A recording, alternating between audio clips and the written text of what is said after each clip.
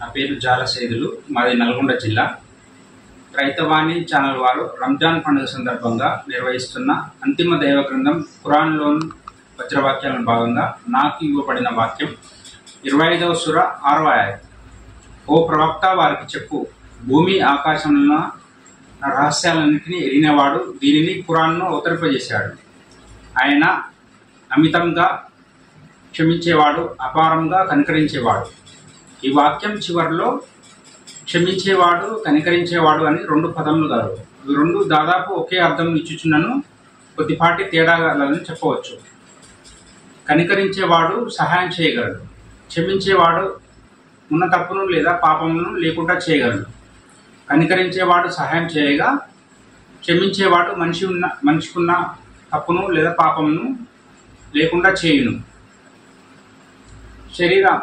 ఖురాన్ గ్రంథంను 3వ ఆత్మ అయిన పరమాత్మ అవతరింపజేశాడని చెప్పవచ్చు. ఖురాన్ గ్రంథంను అవతరింపజేయుటకు జీవుడు, ఆత్మ, పరమాత్మ వివరము తెలిసి ఉండేవాళ్ళని. శరీర యంత్రాంగమును జీవుడు, ఆత్మ, పరమాత్మ యొక్క వివరం పూర్తిగా తెలిసిన వాడు దీనిని అవతరింపజేశాడు. ఈ ఖురాన్ గ్రంథంలో శరీర అంతర్గత జ్ఞానమే ఎక్కువగా ఉండటం చేత అల్లాయే దీనిని అవతరింపజేశాడు. అల్లా అపారంగా కనికరించేవాడు, అమితంగా క్షమించేవాడు అని చెప్పవచ్చు. మనిషికున్న పాపమును దేవుడు లేకుండా చేయగలడు. మనిషి యొక్క పాపమును దేవుడు లేకుండా చేయుటకు మనిషి జ్ఞాని అయి ఉండవలను.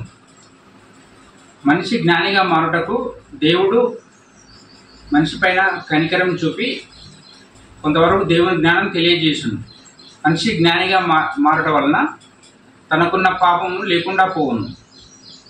అందువలన దేవుడు అమితంగా క్షమించేవాడు, అపారంగా కనికరించేవాడని కలదు. సర్వం శ్రీ ప్రబోధార్పణం.